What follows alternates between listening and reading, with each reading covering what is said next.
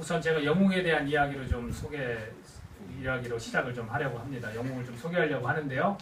오늘의 현실을 좀 볼 수 있는 것 같아요. 1985년도에 있었던 일입니다. 전재용 선장이라는 분을 아시는지 모르겠는데 요즘 한참 SNS에서 서로 그 모습을 좀 보고 존경한다, 우리가 그렇게 돼야 하지 않는가 이런 얘기들을 했는데 전재용 선장에 대해서 우리가 좀 사진을 좀 보면서 함께 이야기를 좀 들어보도록 하겠습니다. 참치 원양어선 광명 87호 1년 동안의 조업을 마치고 부산항으로 돌아오고 있었습니다. 1985년도 11월 14일 오후 5시경 남중국해를 지날 무렵에 SOS를 외치는 조그만 난파선을 발견을 하게 됩니다. 그들은 베트남의 보트피플이었습니다. 보트피플이란 월남의 패망으로 공산화가 된 베트남에서 보트로 탈출한 난민들을 일컫는 말로 인접국의 입국 거부와 강제 소환 등 당시 국제적인 문제가 되었다고 합니다. 바다 한가운데도 표류하는 국제 미아를 보트피플이라고 합니다. 이 보트피플을 만난 전 선장은 관여치 말라는 회사의 지침과 양심사에서 깊은 고민에 빠진 사이 멀어져가는 전 선장의 배를 보고 죽음을 받아들이고 있었던 보트피플. 전 선장은 그들을 구하기 위해서 뱃머리를 돌립니다. 파도에 금방이라도 부서질 듯한 작은 보트 안에서 사흘을 굶은 채로 엉겨 붙어 있었던 96명의 베트남인들. 모든 책임은 선장인 내가 진다는 각오로 96명을 구조 소식을 회사에 알렸습니다. 그리고 전 선장은 부산항까지 열흘을 다 같이 버티기로 합니다. 이 보트피플의 대표 피터 누엔이 평생 잊지 못하는 전재용 선장과 보낸 열흘.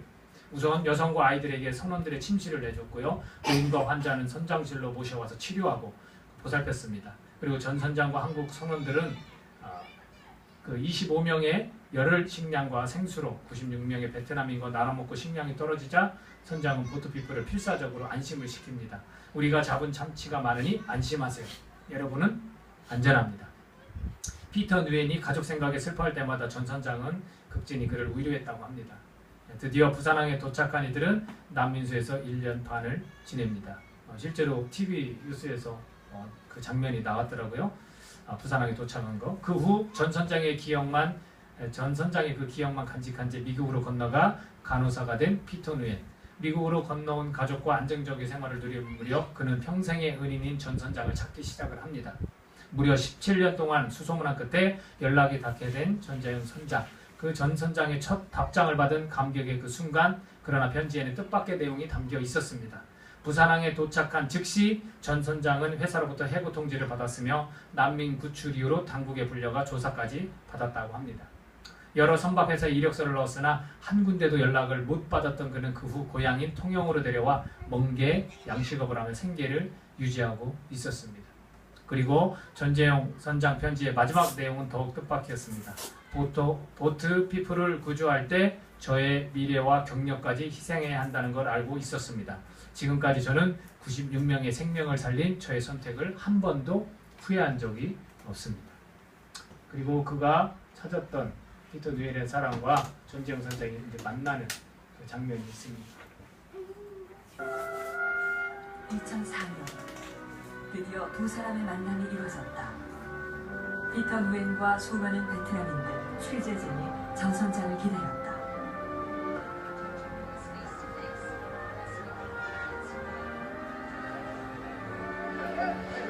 한눈에 전 선장을 알아보고 뛰어나가는 피터 누엔. 10분여 만에 이루어진 극적인 만남이었다.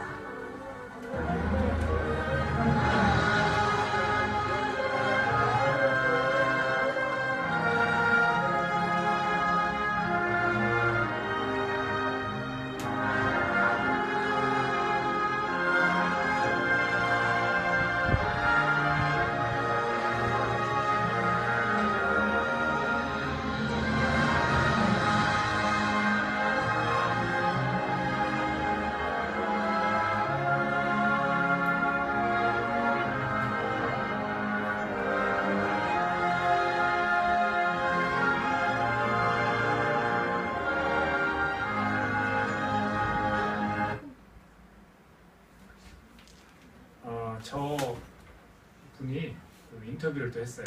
근데 무슨 얘기를 했냐면 자기가 생각할 때는 적어도 이 상황에서 어떻게 해야지? 라고 고민을 한 사람이라면 대부분의 사람이 그들을 구조했을 것이다. 자기가 그렇게 특별한 것이 아니다. 이렇게 이야기를 인터뷰를 통해서 밝혔습니다. 그런데도 25척의 배가 이미 그 난파선을 봤는데 다 그냥 지나쳤거든요. 저 분을 보고 우리가 영웅이라고 할 수 있을까? 할 수 있겠죠. 근데 어떻게 보면 참으로 자연스러운 것 같아요. 그렇죠? 우리 그리스도인의 삶이 저와 같이 되어야 하지 않을까? 사람의 생명을 먼저 생각하는, 자기 인생의 모든 미래가 다 좌절되고 포기되더라도 그 생명을 구원하는 일에 마음을 쏟는 그런 모습이 우리 크리스천들의 삶이 아닐까라는 생각을 가져봅니다. 그리고 저 피터 뉴엔이라는 사람이 그 은인을 잊지 않고 저렇게 만날 수 있다는 거, 그리고 기억한다는 거, 얼마나 감격스러운지 모릅니다. 또 하나의 그 영웅이 있습니다. 세월호에서 아이들 한 20명을 구조한 분에 대해서 우리가 익히 들어서 잘 알고 있을 겁니다. 물론 그 한 분만 뭐 뉴스에서 좀 드러났지만 실제로는 또 다른 사람들이 많이 도왔습니다. 세월호 속에서 김홍경이라는 그런 분인데 20명의 학생을 구조했죠. 여러분도 잘 기억하실 거예요. 그리고서 또 많은 학생들이 죽어가는 모습을 보고 괴로워하고 힘들어했죠. 잠도 못 자고. 근데 저분이 딱 1년 만에 지금 어디에서 그분이 계시냐면 위암 4기 투병 중에 저렇게 계십니다. 전혀 다른 얼굴의 모습이죠. 그래서 저분이 스타렉스 그 봉고차를 타고 세월호를 탔고 제주도에 일하러 가시는 중이었는데 보상을 530만 원 받았대요. 그것도 아직 뭐 확실치 않았는데 받지는 못했다는 얘기도 있고, 그 보상이 뭐냐면 중고차 값, 그리고 내비게이션, 블랙박스 값이. 그러나 그 안에는 저분이 설비, 배관 기사인가 그렇습니다. 그러면 그 장비가 다 들어있는데 그 증거물이 없다고 그렇게 이야기를 한다고 합니다. 그리고 인건비, 사람들에게 일을 시켜야 될 인건비도 다 그 차 안에 있었는데 그것도 다 받지 못하고요. 근데 그런 거에 대해서는 저분은 그렇게 크게 신경을 쓰지 않더라고요. 저분이 지금 빛을 지면서 저 병원에 계시다고 합니다. 암병원에 계시면서 지금 저기 알려지면서 사람들이 많은 손길을 내민다고 하는데요. 그 무엇보다도 간호하는 그 아내분이 좀 서운했던 일이 있다고 합니다. 그 일이 뭐냐면 저분은 저렇게 생을 마감하기 전에 자기들이 구출한 아이들이나 그 세월호에 있던 아이들을 좀 보고 싶다고 그렇게 이야기를 했나 봐요. 근데 아직도 아무도 그 1년 동안 연락이 없었다는 것에 대해서 그 서운함을 좀 아내가 표현을 했습니다. 여러분, 물론 생명을 저렇게 구할 수 있는, 구조할 수 있는 사람들을 영웅이라고 하지만 저는 그 영웅보다도 그 영웅이 구조한 그 사람들의 태도에 대해서 좀 안타까움을 좀 느낍니다. 적어도 자기들이 그렇게 목숨을 좀 구해준 사람들에 대해서 관심을 좀 갖고 슬픔에만 잠겨있는 것이 아니라 또 남아있는 저런 사람들에 대한 삶이라든지 아니면 그런 정신적인 고통에 대해서 관심을 좀 보이는 것이 좀 어떤가라는 생각을 가져봅니다. 역시 그 전 선장도 아무도 알아주지 않는 일을 했지만 실제로 그를 기억하는 사람이 있었고 또 그 기억하는 사람과의 그 만남을 통해서 상당히 많은 감동을 우리에게 전해주고 있지 않습니까?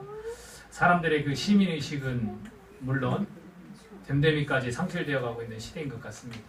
그래서 우리 메르스에 대해서도 듣지만 자기가 메르스에 걸렸는데도 불구하고 여행을 다니는 뭐 그런 사람들의 그런 모습이라든지 뭐 다른 거 탓할 게 아니라 정말 우리 나라 자국민 스스로가 자기 자신들을 좀 탓해야 되지 않는가라는 생각을 갖게 됩니다. 오늘날 크리스천들의 삶이 어떠해야 될까? 저는 오늘 그것을 같이 생각해 봤으면 합니다. 저기 제가 지난 시간에 그렸던 이 그림을 보면 나무가 완성이 되지 않았죠. 그죠? 나무가 완성이 되지 않았습니다. 뿌리는 있고 잎도 있고 열매도 있습니다. 근데 뭐가 없습니까? 줄기가 없어요. 줄기가 없습니다. 줄기 없는 이런 나무가 있을 수 있을까요? 없습니다.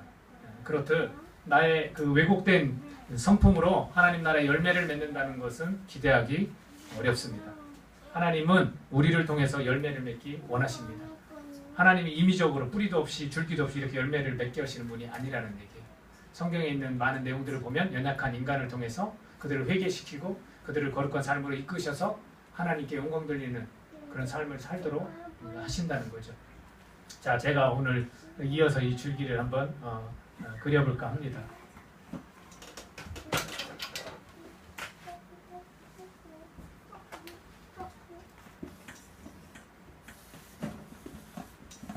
자, 이제는 완성된 그 나무의 모습이죠. 이 줄기에 해당하는 것에 대해서 말씀을 좀 드리려고 하는데, 우리가 아무리 이 뿌리에서 지난 시간에 말씀드렸듯이 제가 이 벌레 같다 해서 사람을 다시 그려봐야겠어요. 느낌 좀 사람 같아요? 좀 이제 사람 같아요? 네. 자, 우리가 지난 시간에 얘기했처럼 관점이라든지 가치라든지 아니면 우리 마인드 또는 믿음, 행실 이런 것들이 정말 중요해요. 그리고 말씀드렸듯이 우리는 예수님을 머리로 삼아서 삶을 살아가야 되는 사람들입니다. 그렇다면 이 줄기는 도대체 무엇을 말하는 걸까요? 우리 교회에 이 줄기에 해당하는 가치들이 있어요. 여러분 기억나세요? 자기 성찰과 변혁이라든지 또는 성품과 선행, 그리고 진실한 삶의 소통이에요. 이런 것들 거의 내 자신과 좀 깊이 관련이 있습니다. 그래서 선을 행하는 것, 내가 어떻게 하면 선을 행할까, 또는 변혁을 이루는 것, 또는 내가 진실함 속에서 삶의 소통이 있는 것, 이 모든 것이 뭐와 관계가 되어 있는지 아십니까? 바로 잼됨이에요. 잼됨이 바로 인품과 또는 인격, 품성과 관계가 있다는 거예요. 성품과 아주 밀접한 관련이 있다는 겁니다. 이거 없이는 이 뿌리를 아무리 깊게 내려도 이거 없이는 열매가 맺힐 수 없다라고 생각을 합니다. 우리를 지으신 그 목적을 설명한 말씀과 또 어떤 삶을 우리가 살아야 하는지에 대한 말씀들을 한번 여러분께 들려드리겠습니다. 우리를 하나님께서 지으신 목적이 있어요. 에베소서 2장 10절에 보면 우리는 그가 만드신 바라 그리스도 예수 안에서 선한 일을 위하여 지으심을 받은 자니. 우리를 왜 만들으셨다고요? 선한 일을 위하여. 우리를 만드신 거예요. 또 디모데후서 3장 16, 17절 여러분이 너무나 잘 아시는 구절이죠. 모든 성경은 하나님의 감동으로 된 것으로 교훈과 책망과 바르게 함과 의로 교육하기에 유익하니 뭐예요? 성경이 그래요. 근데 왜 그렇게 유익하느냐? 이는 하나님의 사람을 온전하게 하며 모든 선한 일을 행할 능력을 갖추게 하려 함이라. 성경이 있는 이유는 우리가 모든 선한 일을 행할 능력을 갖추도록 돕기 위해서 성경이 있다는 거예요. 그리고 디도서 2장 14절에서는 그가 우리를 대신하여 자신을 주심은 모든 불법에서 우리를 속량하시고 우리를 깨끗하게 하사 선한 일을 열심히 하는 자기 백성이 되게 하려 하심이라. 선한 일을 열심히 하는 자기 백성이 되게 하시려고 십자가에 죽으셨다는 거예요. 그분이 죽으심으로 결과물이 있어야 될 거 아니에요? 그러면 그 백성들이 열심히 선한 일을 하면서 살도록 하기 위해서 죽으셨다는 거예요. 자기를 주셨다는 겁니다. 베드로후서 1장 4절에서는 그 보배롭고 지극히 큰 약속을 우리에게 주사 이 약속으로 말미암아 너희가 정욕 때문에 세상에서 썩어질 것을 피하여 신성한 성품에 참여하는 자가 되게 하려 하셨느니라. 또한 주님께서 죽으신 이유가 우리가 신성한 성품에 참여하는 자가 되도록 하기 위해서.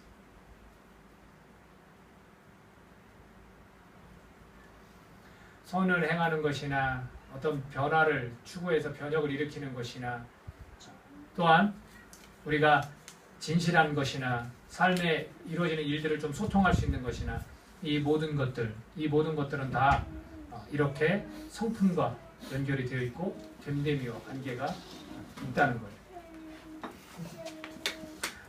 여러분들 우리가 삶을 살아가다 보면 이런저런 다양한 그런 사람들과 관계를 맺게 되어 있습니다. 저 같은 경우도 상당히 많은 사람들을 사실은 만나면서 살고 있는 것 같아요. 이미 만나왔고요. 근데 유독 제가 상대하기 좀 부담스러운 사람들이 있었어요. 여러분들은 그런 사람 없어요? 저는 좀 정말 되게 부담스러워요. 막 이런 분들과 대화를 한다거나 이런 분들과 관계를 맺는다는 것이 좀 힘들더라고요. 그래서 제가 좀 정리를 해봤어요. 그랬더니 3가지 정도의 부류가 있어요. 이런 사람들이었어요. 첫 번째는 모든 상황을 부정적으로 말하는 사람이 있어요. 그래서 제가 기대를 하고 격려를 해도 어떤 답을 하냐면 계속 부정적인 말을 늘어놓는 그런 사람이에요. 아무리 희망적인 얘기를 해도 계속 부정적인 얘기를 해요. 심지어 자기가 이것도 해보고 저것도 해봤다라고까지 이야기하죠. 그런 사람들은 내면의 상처를 옳은 판단으로 포장하는 거예요. 두 번째는 이런 사람들이었어요. 이야기는 들어요. 대화를 잘하고요. 제 이야기는 듣습니다. 근데 받아들이지 못하는 사람들이 있어요. 결국 자기 의견대로 말하고 행동하는 사람이에요. 겉으로는 소통하는 척하지만 속으로는 일방통행인 사람들이 있어요. 이런 사람들은 이기적 소양을 가진 사람들. 세 번째는 이런 사람들도 있었습니다. 자세히 알려고 하지도 않고요. 들어보지도 않아요. 그리고 자신의 판단만 믿고 오해합니다. 그래서 추측성 발언을 하더라고요. 그렇게 해서 거칠게 나오는 사람들이 있습니다. 오직 자기 해석만 있는 사람이에요. 이런 사람은 자기 능력 편해해요. 자기 능력을 되게 과신해요. 지나치게 믿는 거예요. 이게 맞을 것이다. 이런 사람들은 사실 상대하기가 좀 부담스럽더라고요.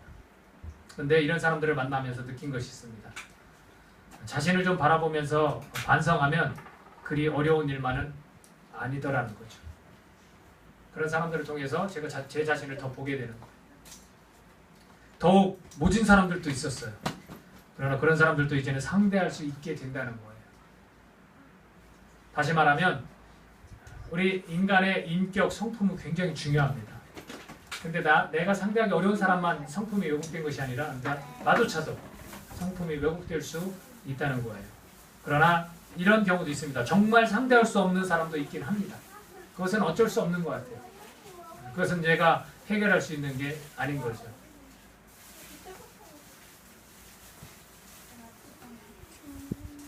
제 성품이 지금 막 이렇게 시험에 들려고 하고 있어요. 애들이 저렇게 떠들고 다 시선이 다 애들 막 바라보고 있고.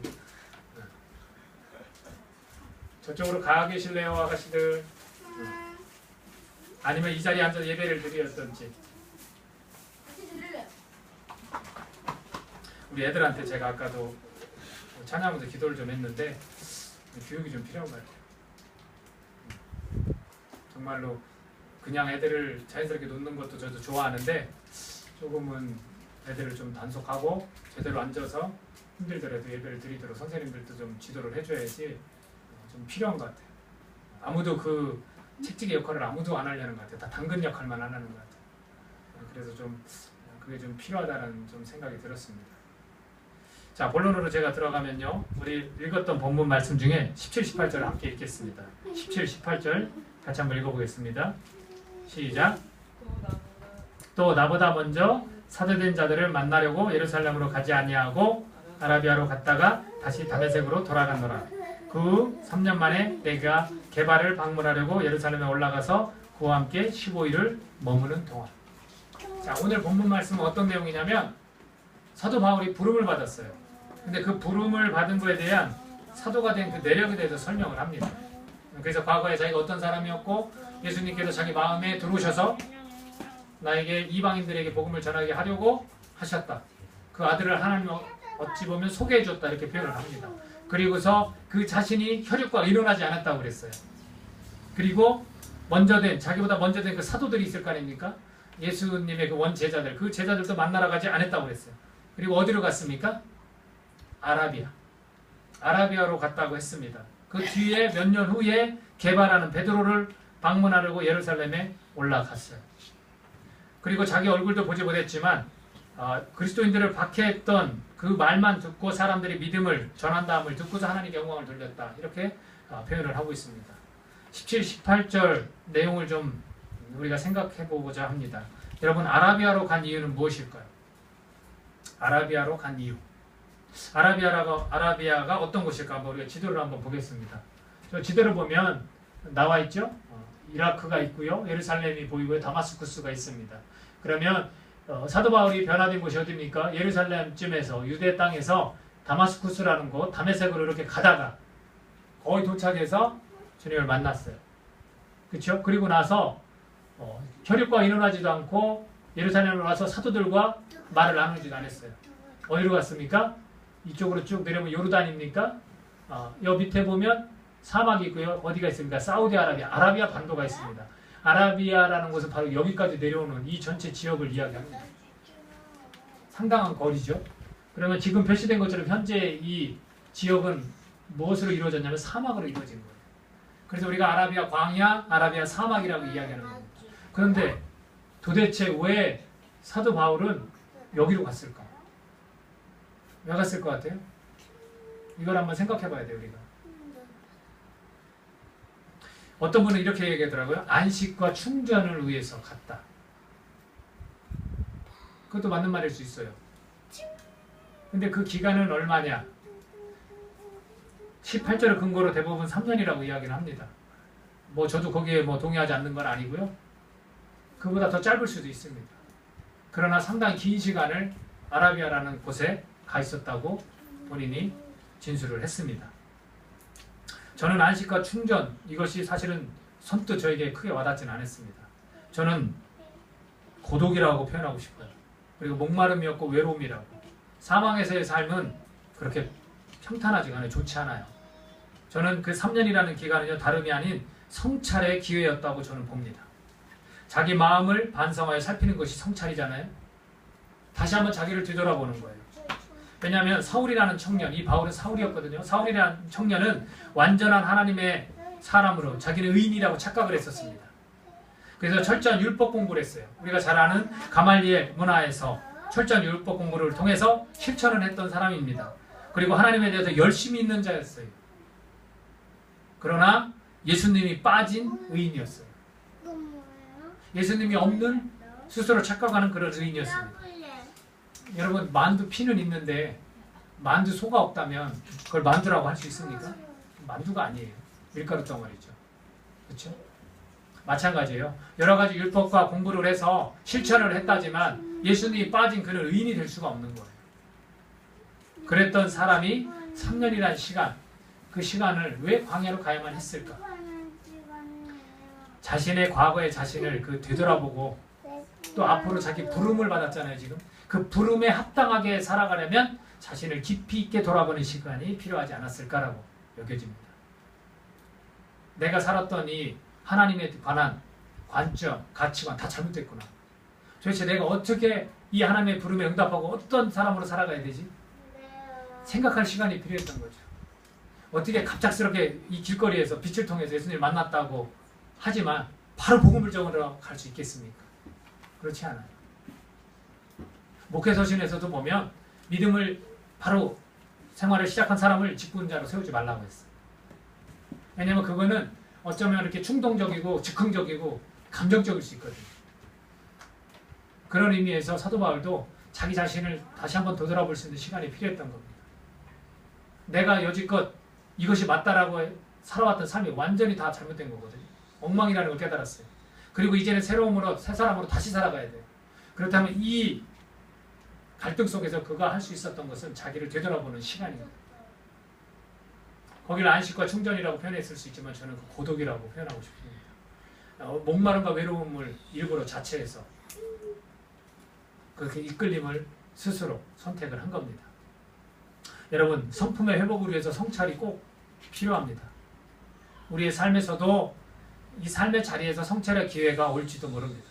저는 우리가 기쁘게 이걸 받아들였으면 좋겠어요. 내가 좀 더 인격적으로 변화되기 위해서 그런 시간을 하나님이 주시는구나 라고 여긴다면 내가 하나님의 성품에 참여한 자로서 내가 더 주님을 닮아가는 자가 될 수 있다는 거 얼마나 기쁩니까? 이렇게 기쁨으로 여겼으면 좋겠습니다. 아니면 성찰의 그 시기를 일부러 택해야 될지도 모릅니다. 왜 그렇습니까? 됨됨이의 회복을 위해서 그렇습니다. 제 자신의 됨됨이를 위해서 제가 잠시 얼마 동안 정말 고독과 목마름과 외로움 가운데 놓여야 된다면 당연히 그렇게 해야겠죠. 여러분들 중에 여러분의 됨됨이를 위해서 정말 그런 시간이 필요하다면 여러분들은 선택을 하셔야 되는 겁니다. 그래야 선을 행하게 되고요.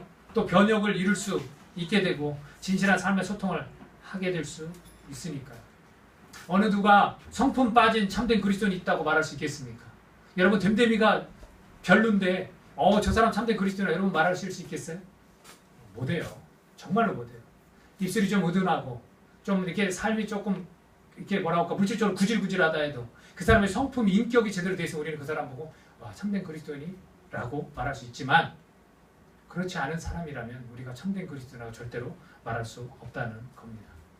제가 끝으로 남명 조식 선생님에 관한 이야기를 하고 마치려고 합니다. 여러분 이 조식 선생님 아세요? 잘 모르죠. 제가 한번 이 설교 속에서 한번 이야기 드린 적이 있습니다. 1501년도에 태어나서 1572년도에 생을 마감했습니다. 이 남명 조식 선생은 모르지만 같은 동시에 살았던 분이 있어요. 누구냐면 퇴계 이황.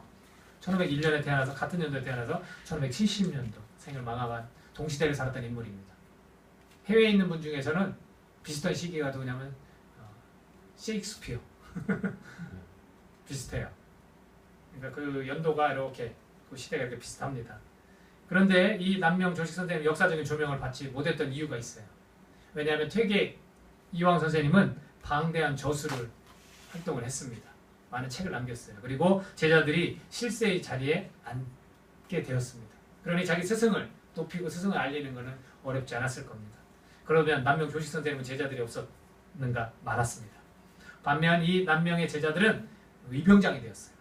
그래서 우리가 알 수 있는 곽재우 같은 분, 그리고 정인홍이라는 분, 이런 분들 의병장이 다 되었습니다. 그리고 벼슬길에 연연하지 않았습니다. 그렇게 가르치지 않았어요. 오직 실천에 옮기는 일에 관심을 가졌습니다. 그래서 그가 중요시 여겼던 말이 있습니다. 수기치, 실천궁행. 실천궁행은 뭐냐면 실제로 몸소 이행한다는 거예요. 그걸 가르쳤어요. 그래서 이론에 지나지 않는 학자들을 비판했습니다. 수기치는 뭐냐면 수기는 자기를 닦는 거예요. 치는 뭐냐면 사람을 다스린다는 뜻이에요. 그러나 그보다 좀 더 폭넓게 그는 이 말을 사용했습니다. 자기 완성의 정도만큼 사회 완성이 가능하다. 내 스스로가 변화되면 그 주변이 변화될 수 있다는 거예요. 자기 성찰과 변화과 아주 가까운 말일 수 있습니다. 그래서 자기를 닦는 일에 최선을 다하라는 거예요. 그러면 이 치인이라는 것은 인간 사회 전체를 이야기합니다. 나를 수양하면, 나를 닦으면 사회가 변할 수 있다는 거죠.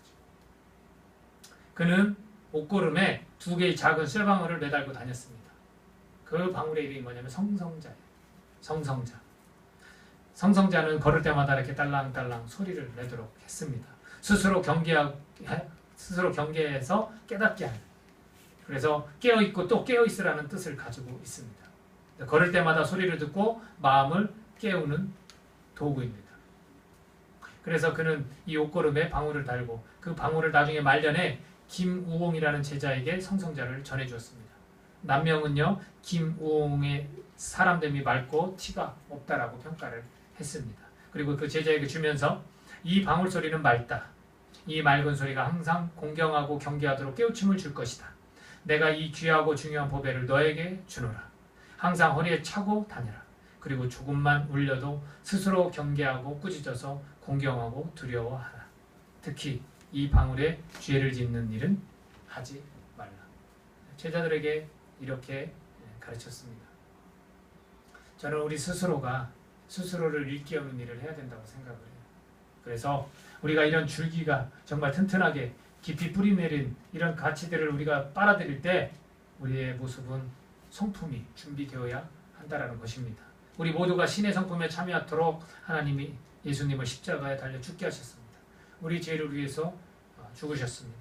이제는 주님을 닮은 인격을 우리가 삶에서 보여야 할 것입니다. 여러분들 신앙인의 가장 기본일지 모르는 됨됨이, 우리 모두가 자기 성찰의 기회를 선택하는 지혜가 있기를 간절히 바랍니다. 옆 사람과 우리 인사해 볼까요? 성품 좋은 인간이 되겠습니다.